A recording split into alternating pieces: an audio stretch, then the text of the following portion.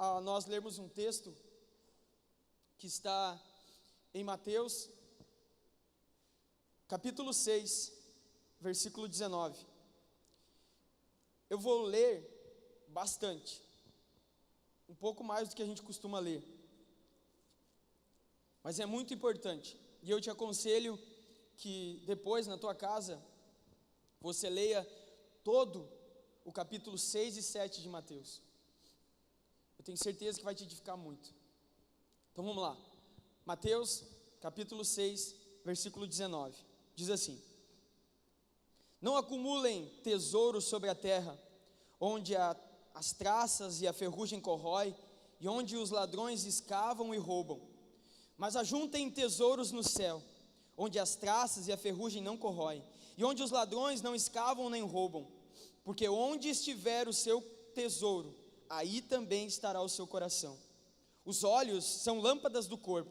Se os seus olhos forem bons, todo o seu corpo será luminoso. Se, porém, os seus olhos forem maus, todo o seu corpo estará em trevas. Portanto, caso a luz que existe em você seja trevas, que grande trevas serão. Ninguém pode servir a dois senhores, porque ou irá odiar um e amar o outro, ou irá se dedicar a um e desprezar o outro. Vocês não podem servir a Deus e as riquezas. Por isso digo a vocês, não se preocupem com a sua vida quanto ao que irão comer ou beber, nem com o corpo quanto ao que irão vestir. Não é a vida mais do que o alimento? Não é o corpo mais do que as vestes? Observem as aves dos céus, não semeiam, não colhem, nem ajuntam em celeiros. No entanto, o Pai de vocês que está nos céus as sustenta. Será que vocês não valem muito mais do que as aves? Quem de vocês, por mais que se preocupem, podem acrescentar um côvado ao curso da sua vida? E por que se preocupam com o que vão vestir? Observem como crescem os lírios do campo, eles não trabalham nem fiam. Eu, porém, afirmo a vocês, que nem Salomão, em toda a sua glória, se vestiu como qualquer um deles. Ora, se Deus veste assim a erva do campo, que hoje existe, e amanhã é lançado no forno, quanto mais tratando-se de vocês, homens de pequena fé? Portanto, não se preocupem dizendo, que comeremos, que beberemos, ou com que nos vestiremos? Porque os gentios é que se preocupam com todas essas coisas. O Pai de vocês, que está no céu, sabe que vocês precisam de todas elas. Portanto, busquem, pois, em primeiro lugar, o reino de Deus e a sua justiça, e todas estas coisas lhes serão acrescentadas. Portanto, não se preocupem com o dia de amanhã, pois amanhã trará os seus cuidados. Basta ao dia o seu próprio mal. Amém. Amém? De verdade, eu acho que nem precisaria pregar, porque tudo que está aqui já se explica. E eu estava pensando nisso agora no começo do ano, porque todos os anos, e é o que a gente mais vê as pessoas dizendo, as listinhas, a minha listinha desse ano, ou revendo a listinha do ano passado, o que projetou e não fez, aquilo que projeta de novo para tentar fazer, ou fazendo uma listinha nova. E eu queria te convidar para agora, se tu tem uma listinha ou não, que tu tentasse visualizar na tua mente a tua listinha, e que tu tentasse lembrar dela, quais os teus objetivos. E eu queria fazer mais algumas perguntas. O que é ser bem-sucedido para você? O que é uma pessoa, se eu dissesse para você assim, olha na tua mente agora, 3 pessoas do teu convívio, que você acredita, essas pessoas são bem-sucedidas.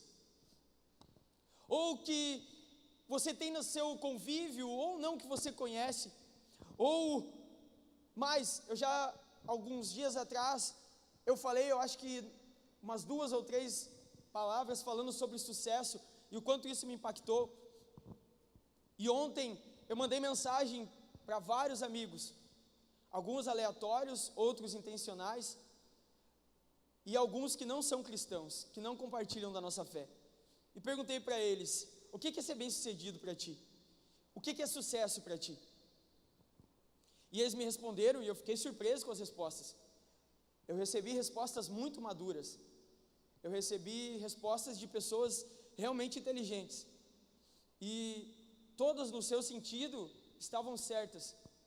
E algumas foram interessantes porque um dos meus amigos disse, cara, sucesso para mim é olhar para minha mãe e ver uma mulher que sozinha criou 3 filhos, batalhou, agiu como pai e como mãe para nós.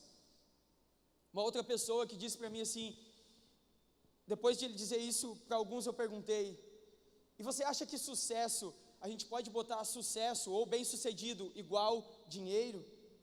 E alguns deles disseram para mim, eu achei muito maduro: não, porque eu cheguei a viver mais de 3 meses sem R$1 no bolso, em nenhum momento eu me senti fracassado, pelo contrário, eu me senti alguém de sucesso, porque eu aprendi realmente a confiar no pouco, eu aprendi realmente a confiar em Deus.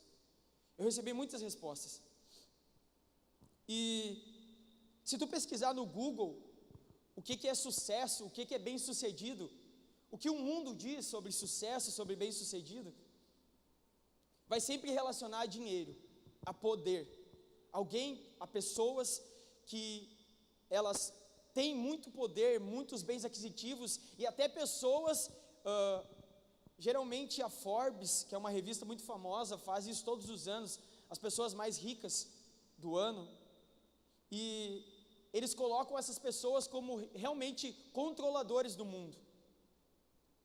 E eu achei interessante todas essas coisas, porque até um dos meus amigos disse assim para mim assim: cara, parece que tu é tão fissurado por sucesso, tá sempre falando nisso. Daí eu disse: pior que eu sou, porque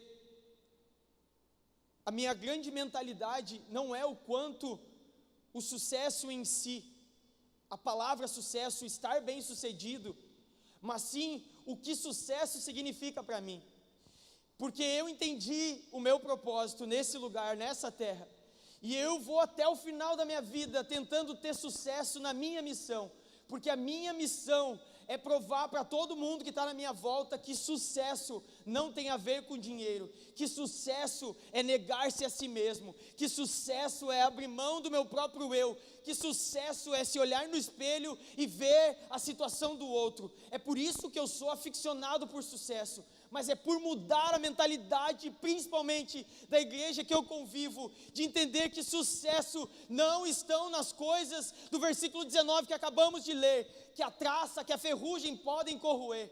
Várias vezes eu e meu pai conversamos, e o meu pai, se estiver assistindo, um beijo para meu pai, e eu acho que ele está, porque o meu pai assiste sempre. E eu e meu pai várias vezes já discutimos, já conversamos de uma forma bem amigável, de pai a filho, mas porque às vezes o meu pai dizia para mim assim: viu como fulano está bem? E daí eu: por quê, pai? Tu trocou de carro, e tu viu, tá o serviço melhor, agora parece que está ganhando mais, tal, não sei o quê. Daí eu disse: tá, pai, e daí? Daí o pai dizia: não, estou falando assim, né, ele está bem. O pai dizia assim, daí eu dizia assim: a gente sabe, será se de verdade se ele está bem? Será que o nosso olhar de bens materiais, e agora eu te peço para voltar lá na tua lista, será que a nossa lista não são, na maioria dela, de conquistas, daquilo que a gente gostaria, ou tipo meta: esse ano eu quero trocar meu carro, esse ano eu quero conseguir adiantar umas prestações da minha casa, esse ano eu quero comprar uma mesa. E não é errado isso, não é errado tu projetar, tu ter sonhos, mas Jesus me perguntou, e através a vida do Ezequiel, que é um amigo meu também, o Ezequiel disse para mim um dia assim: tu quer ficar rico? Porque eu estava trabalhando bastante no final do ano. Daí eu disse: não, eu não quero ficar rico. Daí ele começou a rir, e ele acha que foi só uma brincadeira, mas no outro dia, quando eu fui ter meu momento, eu comecei a pensar naquilo, e Jesus começou a falar para mim: tu quer ficar rico? E comecei a pensar: eu não quero ficar rico, mas então por que tanta dedicação, tanto esforço, tanto tempo dedicado àquilo que tu acha que tu pode prover? Porque para pensar, se o Senhor fizer assim ou assim, nós morremos, ou nós perdemos tudo. Eu conheço pessoas que tiveram muito dinheiro e que hoje não tem nada, você também provavelmente conhece, porque as riquezas, as coisas desse mundo, são passageiras. E se o nosso olhar está nestas coisas, O Senhor diria que nós estamos adorando a um Deus que o mundo adora, chamado Mamon, dinheiro. E a grande pergunta que Jesus me fez, e eu faço para você nessa noite, naquele dia depois do que o Ezequiel me falou isso: quem está no primeiro lugar? Quem está no topo da tua lista? Essas coisas, o dinheiro, o teu trabalho, as coisas que tu deseja adquirir, ou Jesus? E a pergunta para mim e para você nessa noite é: quem está no topo da nossa lista? Em quem nós nos espelhamos? Porque eu quero dizer uma coisa: se nós nos dizemos cristãos, nós estamos dizendo que nos espelhamos em Cristo. E a minha pergunta para você é: você quer ser igual a Cristo? E eu esperava que você me respondesse sim. Você quer ser igual a Cristo? Você quer? Eu quero.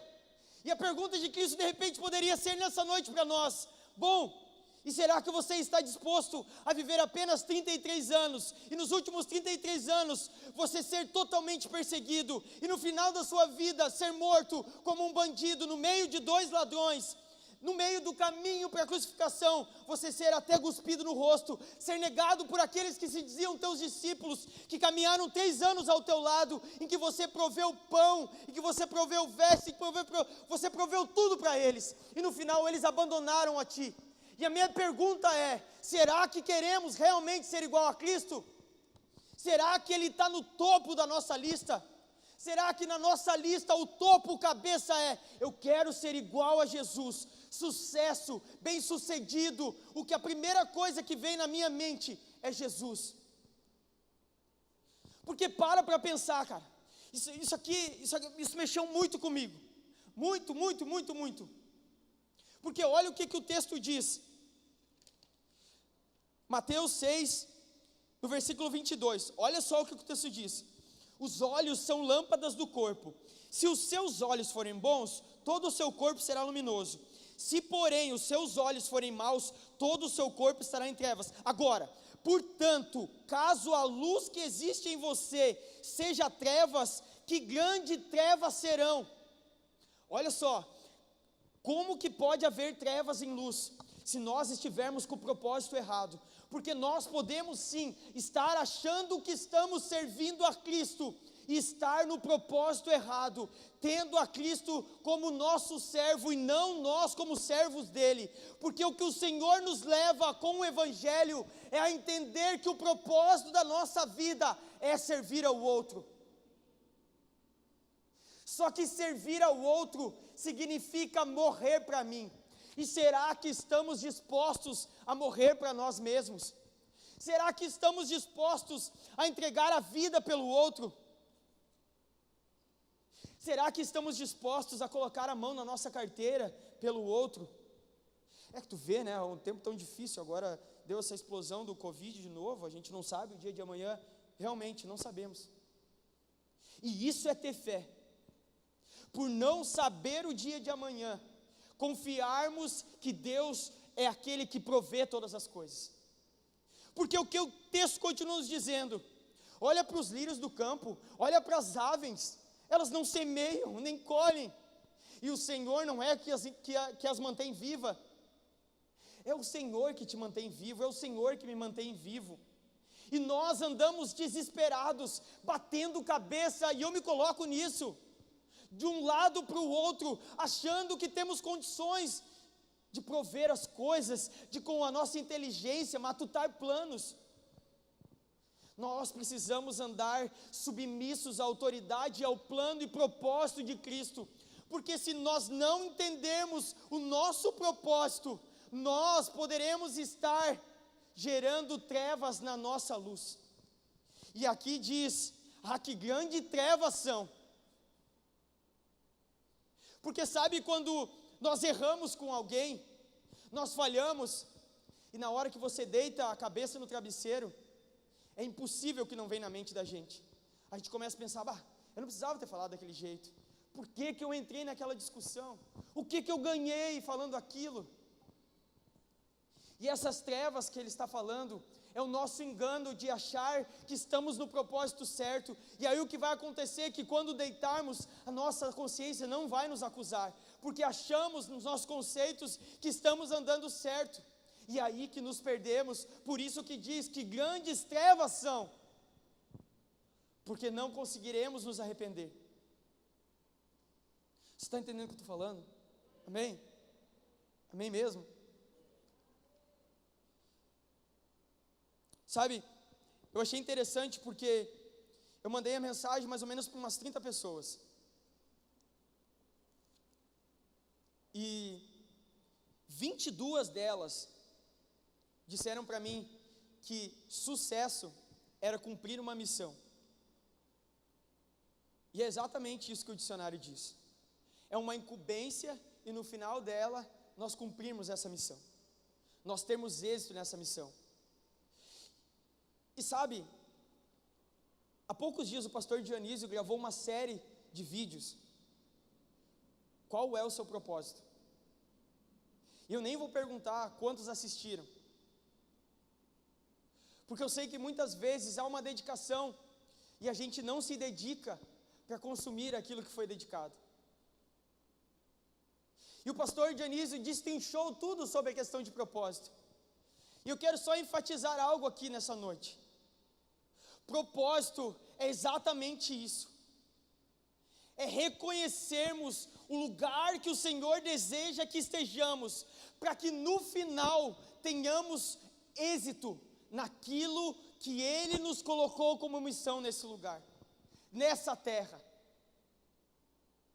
E é essas trevas que Jesus está dando como ensinamento aqui, de caminharmos torto ou desesperados por aquilo que não é o propósito pelo qual Ele nos chamou. E sabe, porque o que me chama a atenção aqui em tudo isso, é que o Senhor não está dizendo, e eu quero enfatizar isso aqui, eu não estou dizendo que você precisa ser um preguiçoso, bem pelo contrário, porque o provérbio vai dizer, preguiçoso vai ter com a formiga. Nós precisamos sim trabalhar, mas nós precisamos entender onde o Senhor quer que estejamos, e até no trabalho. E eu digo isso por experiência própria. Eu trabalhei 11 anos num lugar, e eu fiquei 4 anos orando para sair deste lugar. E eu gostava muito de trabalhar naquele lugar que eu trabalhava. Só que começou a chegar um ponto que eu comecei a entender, o meu lugar não é mais aqui. E quando eu olhava para aquela situação, eu pensava, será que não é engano meu? Porque eu pensava, de todos os meus colegas, só tinha eu e mais um que não tinha estudo. Todo mundo tinha estudo, só nós dois que não. Eu nem era para estar naquele, não é profissão, porque não era um cargo, era uma profissão, pela questão do estudo, porque a empresa de todos que entraram depois exigiu estudo. E eu comecei a pensar, será que eu não estou cuspindo no prato que Deus me colocou? Mas no meio disso, entrou um cara,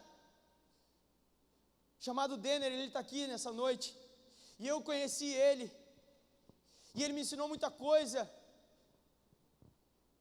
e Deus me mostrou um dia, que ele era a última coisa que eu ia fazer naquela empresa.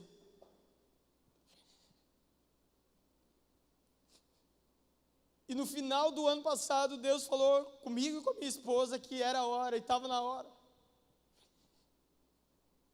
E foi difícil para mim, mas foi tão bom, porque quando eu saí de lá, tudo aconteceu de uma forma em que ninguém foi prejudicado, foi bom para todo mundo.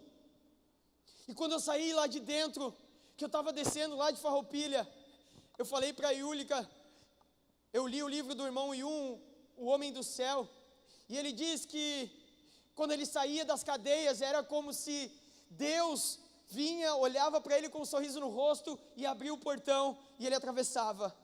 E assim ele ia, e quando ele via, ele estava em casa. E aquele dia, quando eu saí de lá, eu comecei a orar a Deus, e eu senti como se, não que eu tivesse aprisionado lá pela empresa, mas aprisionado no meu próprio descaso, no meu próprio comodismo, de me conformar, de ali eu ter uma segurança, eu estar seguro. E quando eu estava descendo e dirigindo, Deus falou comigo: agora tu colocou o pé onde não tem chão, e o chão quem coloca sou eu. E quando aquilo eu senti do carro, comecei a chorar muito, porque Deus falou comigo: agora tu começou a andar por os caminhos que eu vou te mostrar. E Deus já fez muita coisa, e já nos levou em ter atitudes, e a tomar posições, e glória a Deus, porque eu aprendi uma coisa na pandemia, que o nosso armário lá de casa, ele não pode ter um fundo. O nosso armário, é claro que na minha casa tem um fundo no armário, é óbvio, senão vai encher de bicho. Mas o que Deus falou comigo é que eu não posso visualizar aquele fundo para estocar alimento, para encher de alimento, mas o meu armário tem que ser como que somente um lugar de passagem, porque o Senhor só vai nos dar aonde Ele sabe que nós vamos colocar na mesa de outros, que nós vamos abençoar. Os nossos celeiros nunca estarão fartos, se na medida que chega nós colocamos para fora. O Senhor é aquele que vai colocando, e nós somos aqueles que vamos tirando, e o Senhor vai colocando, e nós vamos tirando, e nunca vai parar de encher, porque é Ele que providencia todas as coisas. E o que eu quero dizer com isso? Não tenha medo, dias difíceis podem vir, estão anunciando os dias difíceis, não tenha medo, o Senhor é aquele que provê as coisas. Mas eu quero te falar, existe algo que eu e você precisamos nos colocar no lugar certo, na posição que o Senhor quer que nós estejamos. O Senhor quer que nós vivamos o projeto que Ele quer que trilhamos, porque em Gênesis capítulo 1, versículo 27, depois da criação, o Senhor disse para Adão e Eva, que o propósito do trabalho do homem e da mulher, era gerar filhos, era povoar a terra.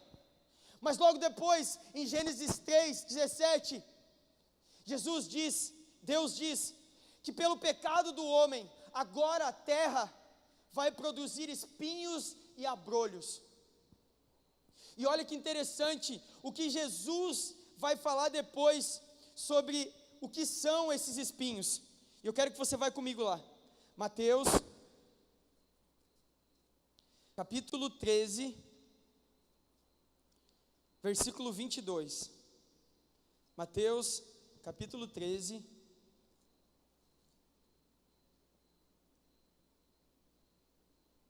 versículo 22, diz assim: o que foi semeado entre os espinhos é o que ouve a palavra, porém as preocupações deste mundo e a fascinação das riquezas sufocam a palavra e ela fica infrutífera. O que são os espinhos da semente do lugar errado? O que são os espinhos dos nossos dias? A fascinação com as riquezas, a fascinação nas redes sociais, a comparação das redes sociais. Nós não nos percebemos, mas nós nos corrompemos pelaquilo que o mundo nos oferece, e nós acabamos nos envolvendo pelos espinhos e abrolhos desse mundo que está nas riquezas, porque a única vez que a Bíblia vai tratar, além de Deus como Senhor, é o Deus Mamon, dinheiro. E nós não nos percebemos, mas nós nos deixamos se corromper por dinheiro. Nós mudamos toda a nossa trajetória, nós mudamos de cidade, nós mudamos de país, de estado, por conquistar dinheiro, por acarretar dinheiro. Porque a nossa confiança de verdade não está naquele que é o nosso provedor, porque nós não confiamos de verdade em Deus. Essa é a realidade.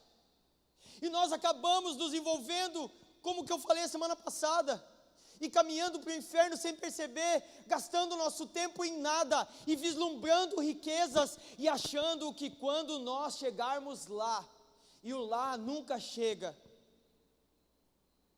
e a gente corrompe o nosso tempo, os nossos valores, e a nossa dedicação, aquilo pelo qual eu e você fomos chamados. Porque Ele disse, se você quer achar a tua vida, perde a tua vida. Se você quer encontrar a tua vida, perde. E o que é perder a tua vida? É gastar a tua vida pelo outro. É amar mais o outro. É confiar que Deus é que provê para a tua vida. E como consequência, para o outro. Porque você é aquele que gera a bênção no outro. Todo mundo aqui, eu tenho certeza, que tem muito mais prazer em dar um presente do que receber. Se sente muito mais alegre quando entrega um presente do que quando recebe. A gente é assim. A nossa essência. Nós fomos criados à imagem e semelhança do Deus Todo-Poderoso, que é sinônimo de quê? Entrega. Mas nós não nos percebemos e ficamos totalmente envolvidos pelas coisas do mundo e perdemos a nossa essência e nos corrompemos e nos tornamos egoístas, amantes de nós mesmos, inclusive igrejas perdidas, distorcendo o evangelho e pregando um Deus que é um Deus chamado Mamon pela Bíblia. Um Deus que te coloca nos lugares altos, um Deus que traz uma teologia de prosperidade, porque você é filho do rei, você não nasceu para mendigar o pão. É óbvio que não nascemos para mendigar o pão, mas já pensou se todo mundo fosse rico? E eu não estou dizendo que você não possa ser rico, mas eu quero te dizer, se você for rico, se Deus te colocar para ser rico, ore, porque provavelmente o Senhor quer que muitas e muitas pessoas sejam tocadas pela riqueza que Ele colocar nas tuas mãos. Tem um cara chamado Rick Warren, ele é um dos pastores mais conceituados dos Estados Unidos, e ele escreveu um livro que eu te indico a ler. Ele tem mais ou menos 458 páginas, se chama A Igreja com Propósitos, e ele começou a igreja numa garagem, e dos primeiros cultos que eles tiveram com mais de 50 pessoas, foi num ginásio de uma escola. E quando algumas pessoas de outras igrejas começaram a vir, e começaram a conversar com ele, ele disse assim: eu quero deixar bem claro uma coisa para você, meu querido irmão. Essa igreja não foi feita para você. Essa igreja foi feita para aqueles que não conhecem a Cristo. Se você vem com os teus trejeitos ou o tipo de evangelho distorcido, eu quero que você deixe que o Senhor molde o teu coração, porque nós não vamos nos moldar a padrões que já foram colocados. E sabe o que perguntaram para o Rick Warren? Perguntaram para ele: ei Rick, você acha que é pecado ser rico? E ele disse: não, não é pecado ser rico, pecado é morrer rico. Ele disse: porque nós precisamos nos doar, gastar até o último fio de cabelo pelo outro, para aquilo pelo qual eu e você fomos chamados. Paulo disse: eu prossigo para o alvo, pelo prêmio da soberana vocação, eu prossigo para aquilo pelo qual eu fui alcançado um dia, para o que eu e você fomos alcançados, pela entrega de Cristo. Qual é nossa resposta? Entrega pelos seus outros filhos. Amém? Amém. Essa é a nossa missão, essa é a nossa vida, e de repente isso vai fazer que você seja muito rico. Amém, glória a Deus que você seja, mas de repente você não vai ser muito rico. E aí, amém também, glória a Deus, amém também, glória a Deus, porque nós não nos movemos por circunstâncias, não nos movemos por as coisas desse mundo. Maior prazer há em nossa vida quando um pecador se arrepende, que é maior prazer do que o batismo no final do ano. Mais de 100 pessoas descendo as águas, essa é a nossa colheita. E eu quero te dizer uma coisa: os campos estão brancos, estão prontos. Nós encerramos o ano com essa palavra, iniciamos o ano com essa palavra. E eu quero te dizer uma coisa: não tenha medo de Covid, não tenha medo de perseguições, não tenha medo de comunismo, não tenha medo de partidos políticos, não tenha medo, não tenha medo. O pastor Paulo pregou uma mensagem terça-feira, dizendo: não temas, não temas, meus irmãos. A Bíblia diz que no final dos dias, tudo seria conturbado, tudo seria distorcido, inclusive o Evangelho. Mas não temas, não temas, porque nós estamos nos preparando para o dia da sua volta, e Ele está chegando, meus amigos. Ele está chegando, e isso precisa ser motivo de alegria, mas também precisa ser motivo de ainda mais arregaçarmos nossas mangas e dizermos: eis-nos aqui, Senhor. Queremos gastar as nossas vidas, aleluia. Isso precisa arder no seu coração, isso precisa queimar em você. Esse é o Evangelho, esse é o Evangelho, esse é o Evangelho que tem poder, esse é o Evangelho de poder que pregamos. Ele transforma vidas, Ele restaura vidas, Ele muda as vidas, Ele faz milagres, e muito mais do que qualquer coisa que seus olhos podem ver, Ele te dá vida eterna. Cara, vida eterna, você sabe o que é isso? Nem eu não sei, não tem como explicar. É eternidade, eternidade. Sabe, eu ouvi esses dias algo que me chamou muita atenção e eu fui pesquisar. E se você quiser depois pesquisar, pode pesquisar. É bem xarope de achar na internet, principalmente porque eu não falo inglês. Quem fala inglês vai achar bem mais fácil. Mas existe uma ONG em Jerusalém, não sei falar inglês, né? Mas é Unite Hatzalim. E essa ONG em Jerusalém, eu quero contar essa história para te incentivar. Primeiro, para que você nunca ache ou deixe o diabo falar que você não é nada, ou que você não pode começar algo, ou que você não tem condições de começar algo. Primeiro, para isso. Segundo, para te dizer que quando o Senhor é contigo, e que você tem convicção do seu propósito, diga: eis-me aqui, e vai, não tenha medo. Essa ONG começou com um homem, e esse homem, quando ele tinha 6 anos, explodiu um carro-bomba em Jerusalém, e várias pessoas se feriram. E quando ele viu aquilo, ele ficou traumatizado, totalmente traumatizado. Só que naquele mesmo dia, ele disse: quando eu tiver idade, eu vou fazer um curso de primeiros socorros, porque eu não conheço Jerusalém, mas já vi filmes e já pesquisei bastante. As ruas são todas vielas, é tudo muito pequenininho, assim. Então demora muito para uma ambulância chegar em algum lugar. E aquele dia, a ambulância levou mais de 40 minutos para chegar. Então, a maioria das pessoas estavam mortas. E ele disse que, naquele dia, ele disse para ele mesmo: quando eu puder, eu vou estudar e eu vou ser enfermeiro, para pelo menos poder fazer primeiros socorros, para antes da ambulância chegar, eu poder cuidar das pessoas. E passaram-se os anos. Quando ele tinha 14 anos, ele fez o primeiro curso. E aí ele andava com uma mochila nas costas, e com um radinho, em que ele pegava o sinal da ambulância, quando chamava a ambulância. E um dia, um senhor, outra vez explodiu um carro-bomba, porque isso é comum lá, e um senhor ficou muito ferido, e ele viu que estava a apenas 5 minutos dele, e ele saiu correndo e foi, e cuidou daquele senhor. E passado alguns meses que ele estava no hospital, a família veio atrás, honrou ele, e aquilo começou a se espalhar pela cidade, e várias pessoas começaram a querer aprender enfermagem, para também andar com uma mochila nas costas. E eles são tão organizados, que hoje existem mais de 5.000 homens e mulheres, que andam com essa mochila nas costas, e eles receberam ajuda do governo, e eles têm até um desfibrilador nas costas, na mochila.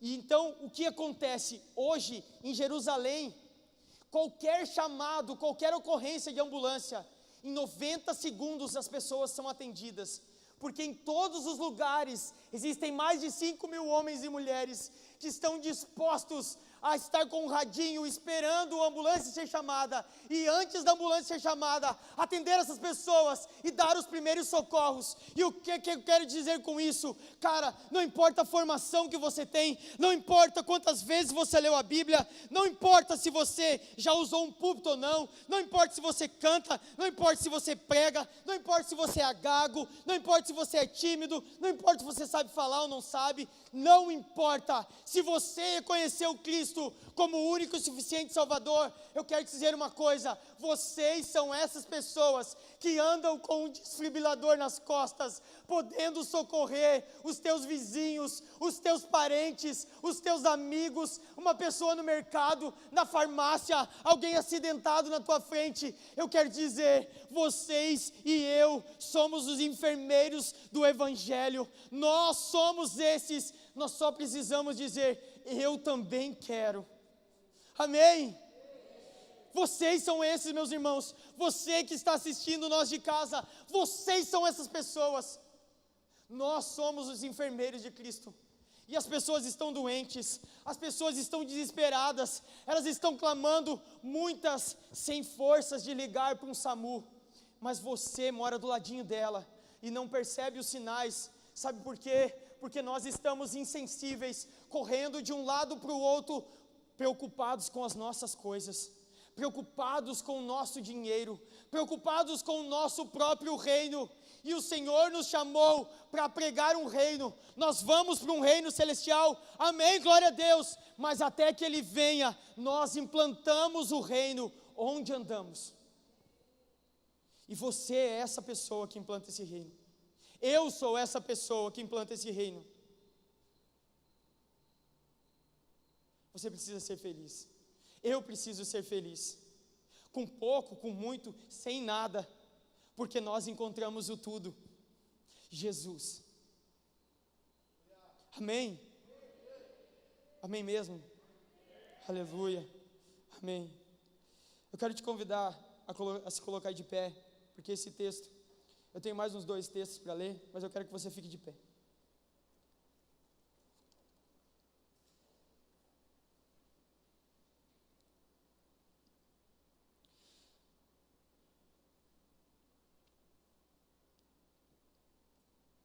Tem um texto que eu quero ler.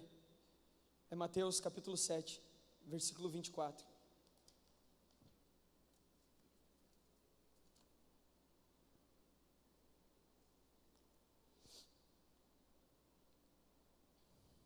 Mateus capítulo 7, versículo 24. Todo aquele, pois, que ouve estas minhas palavras e as pratica, será comparado a um homem prudente que construiu a sua casa sobre a rocha. Caiu a chuva, transbordaram os rios, sopraram os ventos e bateram com força contra aquela casa. E ela não caiu, porque tinha sido construída sobre a rocha. E todo aquele que ouve estas minhas palavras e não as pratica, será comparado a um homem insensato, que construiu a sua casa sobre a areia. Caiu a chuva, transbordaram os rios, sopraram os ventos e bateram com força contra aquela casa. E ela desabou, sendo em grande ruína.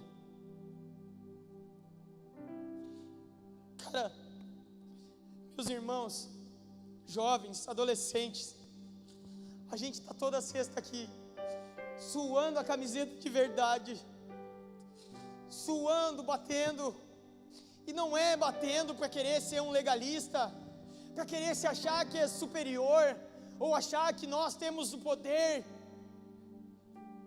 Nós estamos aqui toda sexta batendo, e eu tenho batido nas últimas 3 vezes que eu falei aqui. Busquem a Deus no secreto, tenham devocionais, busquem a Deus na semana, orem, jejuem, leiam a palavra, comam com fome, busquem o Senhor. Lucas vai dizer essa mesma palavra em 6,46, que é a mesma coisa que está escrito aqui, mas ele diz assim, que aquele que construiu a sua casa sobre a rocha, ele cavou, ele abriu um grande buraco, e de repente até poderiam achar que ele era louco, cavando, e o vizinho do lado construindo a casa dele na areia. Enquanto a casa do vizinho estava pronta, ele estava chegando na rocha para começar o fundamento. E o que eu quero dizer com isso? Busque muito mais no secreto do que aquilo que você oferece em público. Busque mais no teu tempo em secreto. Busque mais do que você coloca no Instagram, do que você compartilha nas redes sociais. Busque no teu secreto. Busque, ore, jejue. de manhã cedo, de noite, madrugada, sei lá, a hora que tu quiser, mas busque-o enquanto se pode achar, porque a noite vem, e não encontraremos, e será grande as trevas.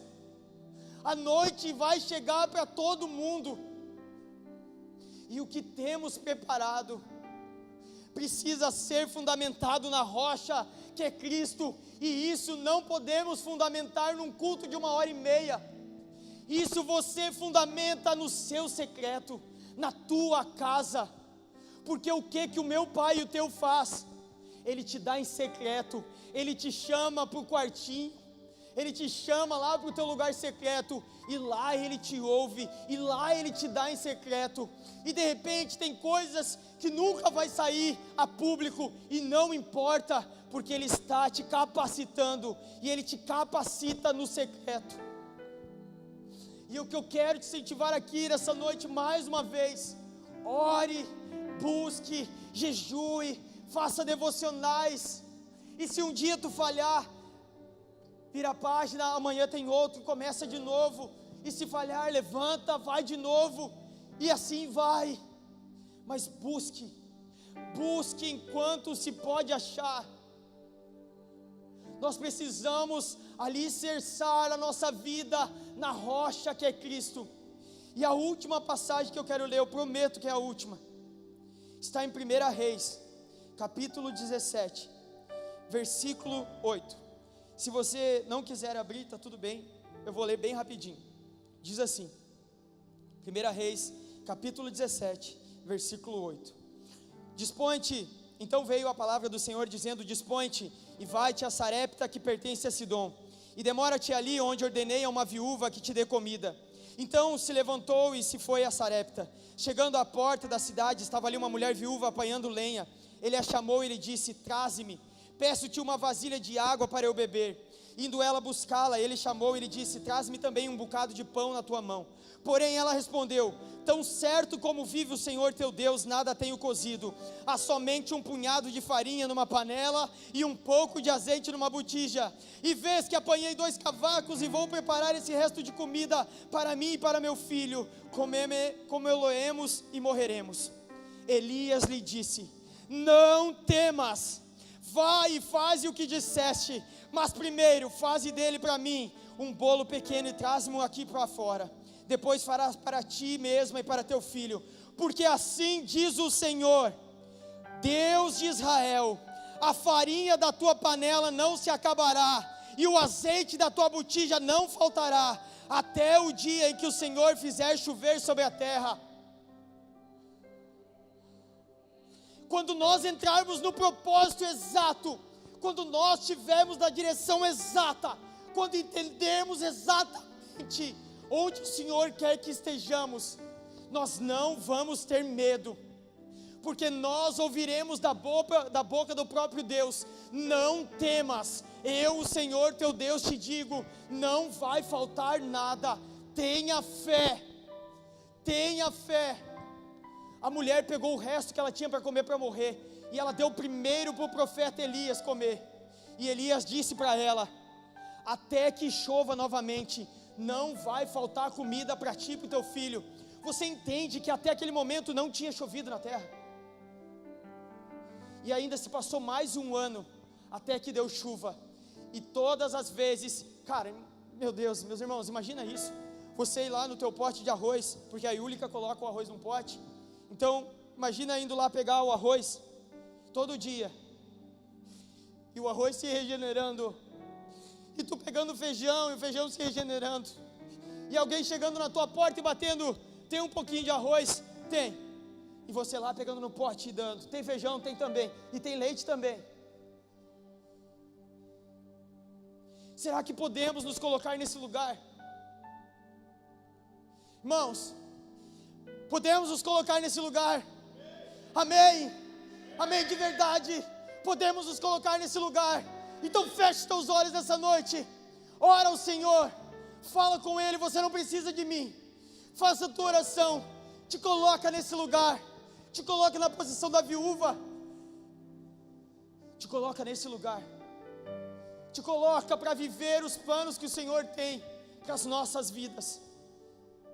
Te coloca nesse lugar, te coloca, ore a Ele, fale com Ele, entregue as tuas preocupações, entregue as tuas limitações, as tuas dificuldades, os teus medos, porque o Senhor diz para mim e para você: aonde estiver o teu tesouro, ali está o teu coração. Que o meu e o teu tesouro esteja nas coisas que olho nenhum podem ver, que a traça e a ferrugem não podem corroer. Que o meu e teu tesouro esteja no Senhor, o Todo-Poderoso, aquele que era, que é e que há de vir.